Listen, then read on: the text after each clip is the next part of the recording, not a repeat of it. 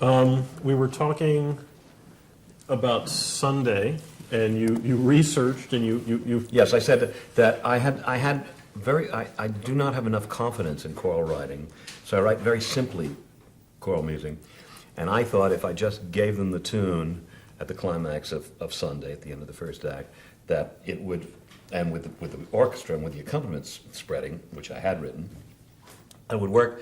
And Paul Gemignani devised a line that goes down, that follows the harmony, for the lower voices, that gives the chorus a feeling of spread, and that's the thing that you love so much, and that's his doing, not mine. I'll tell you what I do chorally that has some sophistication to it is contrapuntal stuff. As again, like in the opening of Company, but how to create a choral effect. I remember, for example, writing the barbershop chorus in the Gun song was. I literally looked up, I got a book of barbershop songs to see how they created that kind of close harmony. Because I'm a piano, my only instrument is the piano. And when the spread on a piano and the spread of four voices are entirely different, and you have to understand how a baritone and a tenor interact vocally. And I've had no experience doing that because I've never sung in a group. And as I said to you, I may have said it earlier, in which case it's repetitive. Jonathan Dunick said you learn orchestration not just through books, but by sitting in an orchestra. That's how he got to be what he is, which is he played the clarinet in an orchestra. And in the same way, if I'd sung in the choir at college, I would know more about this, how Gustav Holst creates his effect. But what I did was I listened to choral music, but it doesn't tell you until you've done it. I now know more than I used to, just the way I know more about registers than I used to. But I remember I wrote this elaborate chorus for the Frogs, the musical version of the Frogs that I did with Bert Shevelov, and it sounded squeaky and thin, and yet there was like 25 voices. And I said to Jonathan Dunick, "There's no point in my doing." He said, "No." He said, "First of all, your key was a little too high." And he said, "And you're doing it in a swimming pool at Yale, and the reverberations muddied all the harmonies." He said, "It's not your fault as much as you think it is." But I should have known, if you're writing for a chorus in a swimming pool, you got to thin out the harmonies. Didn't occur to me because I thought if the notes are there, they'll come out. Wrong. And the same way here, I thought if I just have a crescendo on this line, holding up before the orchestra drops out, it would work. And Paul just enriched it by taking the harmony and taking the lower voice down. And that's exactly what thrilled you. As long as we're talking about choral writing, you certainly write a lot of numbers for a large number of people, sometimes where they're not singing chorally. No. But how do you plot out the structure of a number like anyone goes with? Actually, I was thinking of in Sweeney, where the ladies and gentlemen, and then Todd and Mrs. Lovett are interjecting and that kind That's of crossword thing. puzzle working out. That's the kind of thing I can do. That's what I mean by contrapuntal writing. That's the kind of thing I can do. I can look at a page and I can work out lines so you can see the patterns on a page. It's texture. What Paul did was he took a texture and he spread the texture of the voices. That's what I don't know about. Individual lines, I can make a choral piece for all the people in this room with everybody having a different line. I can do that because that's working things out. But I can't tell whether that will be a full sound or a thin sound getting thinner. I mean, I can tell, but I may be wrong. I don't have enough nous to the way somebody who's experienced would be to say, no, you got to get them all together on this moment, and then you got to have the basses go that way and the sopranos go that way. That's where it would be guesswork for me. I just don't know. When you're having different things happening vocally layered, and at sections of opening doors, for instance, where it's on top of each other, how do you decide these are the key things I want the audience to hear and pick up on, and the rest of it is just texture? It's problematical. Generally, if you want things heard by an audience, there has to be solo or tutti, all together. Our audiences cannot distinguish between two melodic lines with two different lyrics going together, unless they've heard each one before. So why do you do it? What's the point of those moments? It's usually a mistake, but sometimes it's it is a case of they don't have to understand the details of what's going on. All they have to understand is what's going on. So if we decided to have a riot in this room, it's not necessary that they hear every individual line. All they have to do is hear the different kinds of anger and the different kinds of hysteria. You don't have to say, I hate you, and clearly, you know. Do you try to make sure that certain words are the ones that Sometimes, get yeah, absolutely, telegraphed absolutely. through? Sometimes. It's where you clear the undergrowth, and somebody comes through specifically. When all the people are singing at the climax of Opening Doors about, you know, they're excited because they're going to put on the show, and I'm going to get you the costumes, and you're going to read the music. The audience doesn't have to understand anything. Because the number has built up to that, and they know we'll put on a show, or whatever the line is that precedes everybody going together. I'll get you the costumes, I'll get you the, and by that time, we know what it's about. So no, the details are not important. But generally, I'm getting cleaner about that because it does tend to unsettle an audience if they can't distinguish what's going on. Even if they know what the general idea is, it's not quite as comfortable as if they really understood. So that's, again, simplification. It's a lot easier to just put all the lines together and say it'll work. The fact that there are those people who will get the recordings and the scores and follow them, and there is a gratification in finding that out. Does that play at all into I what suppose you so, do, but I'm afraid it's all justification, and I think sometimes it is justified. Sometimes they don't have to understand what's going on, but I think you have to be careful about that. It's very hard for me because I really hate the peasants on the green form of operetta and opera writing, where, you know, suddenly everybody is singing the same thought, and I thought, but no, they're not, unless it's revolution. You know, if it's of course, you know, if it's up the Democrats, down the Republicans, yes, you can do that. Wintergreen for president. Wintergreen, that makes sense, doesn't it? Because it's supposed to be the entire country. It's formula. But if, as in the case of Opening Doors, everybody has a different agenda and they're all singing at once, I don't know I don't know how to make them all sing the same thing. Please, hello. No, because each one has a different agenda. But also, in Please Hello, by the time all the voices go together, you just heard the individual things. In other words, you hear an individual admiral, and then a second individual admiral overlapped by the first individual admiral, who's not, even though the words are different, you know what he's doing. So it's not important. It's just important to know that two people are arguing. The intention behind the intention. there. Just to know that the two are each asking for a specific kind of treaty. And then the third one comes in, he gets an entire solo, and then he asks for a treaty. We know, you know. It probably would have been more comfortable to the audience if I'd repeated each time there's an overlap, if I'd repeated the same lyric, but I get bored doing that. It's wrong because that is a convention.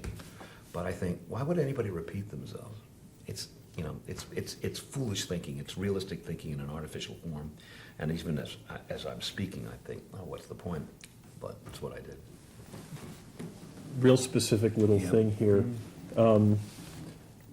The D16, and you've written progression underneath. When you say progression like that, is that an obvious No, progression up. progression up? What I want to do is Okay. I want to keep the progression going that way. Now, what this meant was I had an alternate, obviously here. See, it goes from 1/6 to B flat 5, and here it goes to an entirely different harmonization. And so obviously I wanted to keep a rising line going because that's an A natural. So G, A natural. Here's a 1/6/4, which would be again an A natural in the bass. I think what that means is a rising line in the bass, but I'd have to look at it again. One of the things is I use dotted lines when I have alternates, but I notice here there's a double line there, and I'm not sure what that's about. Double line usually means the end of so I think this G didn't go anywhere. I think that's the end of whatever I wanted to do. One of the most, to me, fascinating set of sketches were these miscellaneous ones for Sunday. Oh. And starting with what's on the cover there. All right, this is a long line. So, this is the whole business, the opening. I said it's a juxtaposition of two triads, and those are the two triads. in this case, an A major triad and a D major triad. That's all in the same key, but if you look da da da da dum, yada da da da da da da dum, those are all. If you look at that, it's always A major and D major juxtaposed together, and so that became the basic idea to go from A to D to A, but juxtapose them. Those figures that begin the show, You know. It surprised me that there isn't a different one associated with the order, design, composition, harmony. Is that too obvious? No, it didn't occur to me. Just didn't occur to me. There's no particular pictorial idea of this juxtaposition. It really has to do with the notion of what he did, which is juxtapose one color next to another. So I'm juxtaposing one major triad next to another.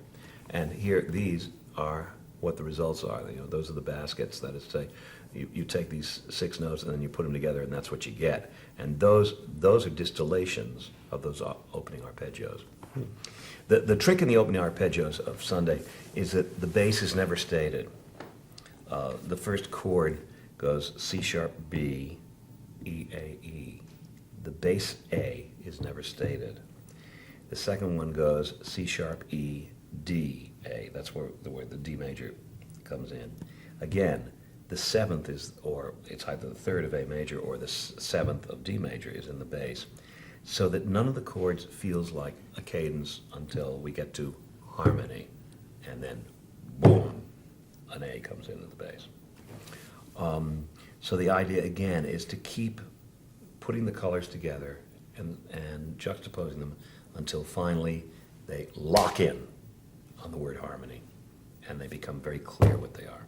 Were those his real words, or was that a That's creation of? that's all Jamie. Okay. That's all Jamie. In this little sketch for the Sunday theme, when you get to that point there, is that a chord, or is that possible alternates of possible where alternates, and it's not that I got there. Notice the double line means this idea is over. I wanted to use this and this, probably to juxtapose them together. I'm not sure, but the fact that they're in, if it was D and also, C against E and B? yeah, exactly, D and C sharp. Right. Sorry. Well, that's Yeah, important because sure. the 7th is what it counts. The fact they're in between, these double lines mean, that's the end of one idea. Here's another idea. This, I would think, it's possible, and there's no way of knowing that I meant this as an alternate. I usually put parens around an alternate, but I might not have. The fact that they're all whole notes and they're not close together implies that it is an alternate, but I'm not sure. I probably would have put a stem if I meant them to sound together. It looks to me like you're trying here to come up with a tone row. Yes, it does, doesn't it? Because it says row right there. There you go. And this was probably for the chromolum. But it also surprised me that you had an E flat there and an E flat there, which would imply. Well, yeah, that is odd, isn't it? Well, also there are only 8 notes there, so Yeah. clearly something happened that I have no idea. I have no idea what was in there. I have no idea. This also brings up, though, different atonalism, 12-tone music. Schenker, what other things you've looked at, thought of, studied? No, I haven't studied. I have studied atonal. When I studied with Milton Babbitt, I asked him if I could study atonal. He said, "You haven't exhausted tonal resources for yourself yet, so I'm not going to teach atonal." And he was absolutely right. I'm still in tonal. Do you listen to? I listen the way I listen to all kinds of music, yeah. But I'm not particularly fond of atonal music. No, I'm very, very tonally oriented. I'm very old-fashioned. I'm about 1890, and. That's I'm still early Ravel, and that's my idea of terrific. So I know something about these things, but I rarely use them. The tone, I have no idea why I would use the tone row this early, because I don't think the chromolum thing was ready. I can't tell where this is, but the fact that this says 4th Sunday implies that I was thinking of the second act. And I'm not sure what all these notations Well, that mean. was a next question Yeah. here. A lot of initials here. I mean, obviously George and Old Lady and all of that, but I wasn't sure how the George and Dot, yeah. connection between what was to the left of it and there. Yeah, these are various variations of the arpeggio, and I guess I wanted to. They're the two Celestes.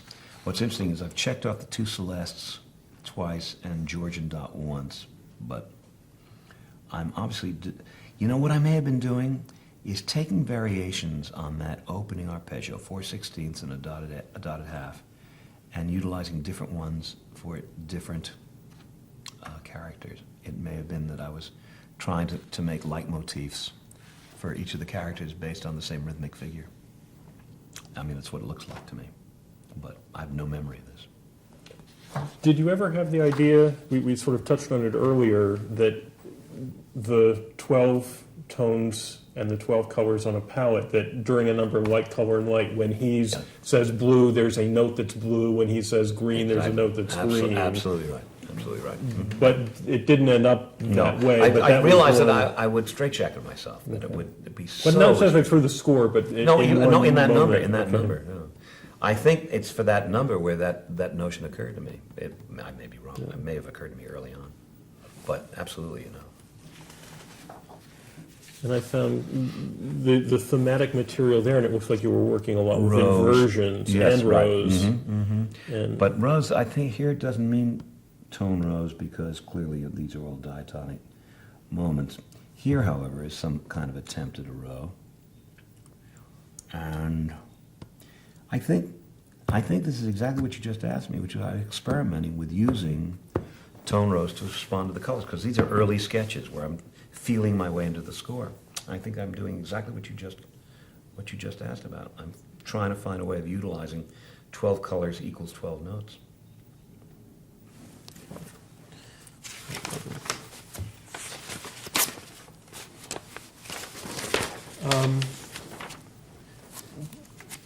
Since we're sort of running out of time today, I just have some sort of generic questions I'd like to get in. Well, now, dating your manuscripts. I've noticed a lot on I've seen things from that after they come from the copyist, and I noticed that there are a lot of dates throughout. It means revision. It means each page that has a date is revised.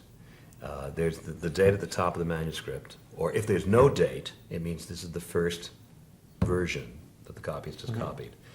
Then if you turn to page 3 and there's a date on it, it means this page was revised on this date. And I did that because I do revisions all the time as I'm writing. This is even before rehearsals, or sometimes during rehearsals, but mostly before rehearsals. Just to keep track. What happens is when I make my fair copy and I give it to the copyist to copy, and it comes back and it's printed, it has a whole. It's like a writer when it comes out of the typewriter. It's a whole different thing to it. And I prop it up on the piano, and I go over it to proof it. And in the proofing, I think, geez, did I really write that? And I'll go check my original manuscript and think, I really wrote that. It sounds awful, or that sounds flat. I'm going to change that to a D flat. But it's already been copied. So I'll tell her, change the D natural in bar 13 to a D flat. Take the quarter note, blah, blah, blah. Change this rhythm. Sometimes I'll dictate whole bars over the phone. I just did a lot of this last week to this song on Wise Guys. And so when she prints it out again, it's going to have a different date. Then, as in the case of Wise Guys, I'm on my third revision of some pages there. I played it over again after a 2-week hiatus. I thought, that's not good. That's not right. So each page tells when. Now, what I've done, as you've noticed going through the boxes is, or no, you could be going through the originals. If you went through what they call rehearsal copies, you would find that all the original versions, that you'll find the April 3rd version of page 13, the April 9th version of page 13, and each one has some red, and I always do it in red pencil because that's the only way you can tell from the ink marks, otherwise and you'll see that each one, and and the reason I save each of these is I may say after the 4th revision, the first one was better. What was it? And I can then go back and see what the earliest version of that passage or that chord or that note even was, because I may have forgotten. It's a diary is what it is. To me, who's not a singer, your stuff is hard literally to what do in terms of writing for voices, how does that impact knowing that it's hard for somebody to come in on the end of the fourth beat? Well, I've had mixed reactions about that. Some singers say, I don't know why people say your stuff is so hard. Because, for me anyway, it's very logical.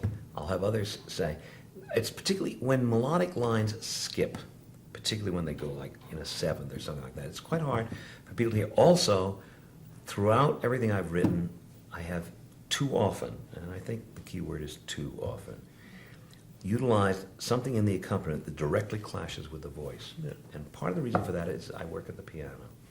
And at the piano, that hidden C sharp sounds okay when you're singing a D. But when exposed in the orchestra, and that C sharp is a clarinet, and the singer is supposed to sing a D, they get really upset because they tend to sing the C sharp if their ear hears that particular instrument. On the piano, particularly when you put your foot on the sustaining pedal, God forgives you everything, anything works, anything. You can sing any note, and no matter how dissonant, when it's just bleh on the piano. And so I've learned, and that's one of the things when I say I'm taking out the wrong notes in Wise Guys, I catch myself in just a passing tone. It'll go, F, E flat, D flat. But the singer is being asked to sing an E flat when the F sounds. Now, I hear the E flat in the passing tone, but the singer hears the F. And I thought, no, don't do that. Have the E flat in the accompaniment occur when the singer sings E flat. Well, it completely screws up my figuration, so I have to rewrite the figuration. It can no longer be da da da da da da da da. I got to start on the second note, da da da, and that's a whole other thing. I got to rewrite the passage so the E flat in the accompaniment will fit the E flat in the melody. That's what I've been doing for the last go. I'm trying to learn to do that, and as I say, the older I get, the more I try to, and the harder it gets because you're screwing things that really struck you. Again, when you write at the piano and just to go yada da da da da da da, and somebody else has to come in, it's different than when you sing it yourself. Because I don't have to sing on pitch and nobody's listening to me. And it's a piano, and I got a sustaining pedal. You have to get on the stage, sing it accurately, and the clarinet is playing an F while you're singing an E flat or whatever it is. And it's just... So, on the other hand, I remember Larry Kurt telling me when he sang a song in company called Someone Is Waiting, that it was the hardest song he'd ever had to sing, and he'd sung many, many difficult songs. Now, Someone Is Waiting, on the surface of it, it's stepwise motion, there are very few leaps in it. I don't know why it's so hard to sing, and he couldn't tell me why either. There's something about the movement in that song, because there are no open dissonances like I've been talking about. It's a mystery. But I know when he told me it was difficult, that it must have been difficult to sing. And of all the songs in company that people sing, that's the one they never sing. There's got to be something hard to sing about that. And when you look at it on paper, there are almost no dissonances. There are virtually no accidentals. I don't know what it is, and neither did he. But something is wrong. And but I've had mixed reactions from singers, so I don't know. I think there are times when my melodic lines have leaps in them that are hard for people, and perhaps they could be written better. Maybe the melody shouldn't leap the way I don't think of it as being melodic difficulties. I think of it as being the clashing. Either clashing or just rhythmically knowing when to enter. Oh yeah, finding that point.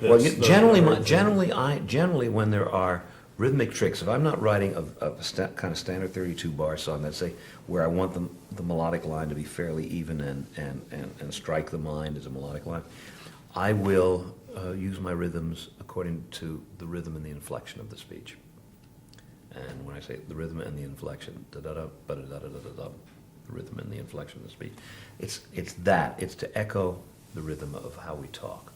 And that sometimes means that you have a dotted eighth, and then, a 16th rest, and then you come in on the down. It's all about the rhythm of the lyric. And I try, when I'm writing, to make those rhythms as easy to read as possible, but I will always be pulled towards the rhythm of the speech. And that makes for some very peculiar notation. Quote, I also hear registers. I spend a lot of time at the piano choosing registers. Well, that has to do mostly with accompaniments. I find it very difficult because Milton Babbitt claimed, I think, orchestrally, but I think pianistically. And it's a question of where do you put the register? Do you have the accompaniment figure in the middle octave or the octave above or 2 octaves above? It's hard for me because for somebody who writes orchestrally, those choices become much more clear-cut, because if you choose a flute, that means a flute. If you choose a bassoon, that means a bassoon. But if you're on the piano, it can go anywhere. And so, and it's also variety, because I have a tendency, again, to choose piano registers that are in the middle and are compromised, just the way I tend to write mezzo forte instead of really taking a stand and saying either forte or piano. There's nothing like mezzo forte to cover all territories. And the same thing with, if you put it all in the middle 2 octaves, who can throw stones at you? But it's not always the best, and over a period of time becomes oatmeal. You know, it blands out, you know. So I think registers are very important for accompaniments. When it comes to registers for voices, of course, that's just a matter of choosing a voice. Your growth as a composer, you've talked a few times, as we've been talking about, you started something and couldn't figure out how to get it done. In Sweeney Todd, I've got quotes from you there that there were 8 scenes that originally you couldn't figure out how to musicalize them, and you figured out how to musicalize 5 of them. What was it you figured out? Have you figured out any of the other 3 yet? No. I sort of figured out the 5, but I've never gotten around to doing them. I thought I would do them for the National Theatre production in London, and one of them involved the whole trio in the second act, which I always wanted to do, where Mrs. Lovett tries to poison the beetle. It's a scene in the original that Hugh Wheeler avoided, and I think it's a wonderful scene and be very singable, in which, you know, she gets a little packet of rat poison with a great big skull and crossbones, and you see her pouring it into the beer, and then she puts the thing away, and while she's doing it, he switches the beer, unknowing of what he's doing, so we know that she's going to drink the poison. Meanwhile, he's singing the parlor songs, and she's coming on with him and schmeicheling him and all that. And it's a funny trio scene. You know. I'm sure Rossini would have loved it. But Julia said, "Oh, please don't give me anything new to learn. Please don't give me anything new to learn." So that was all the incentive I needed not to work. So I didn't do it. But the dialogue passages in Sweeney, for the most part, are fine, but there are aspects of them the whole scene in which she sings the song I like least in Sweeney, which is Wait, which doesn't work the way I intended it to, and I don't think it's the actor's fault. I think it's mine. I would like to have another go at that whole scene and musicalize the whole scene, because there are things he could sing that echo things he sung before, and then she could have a moment in the middle where he goes crazy and she calms him down, and it would work very nicely, but I'll never get around. But your mastery of techniques, how do you see an evolution in what you're able to accomplish because you've done it so much and you've tackled different things? No, I think each show is equally hard and equally easy.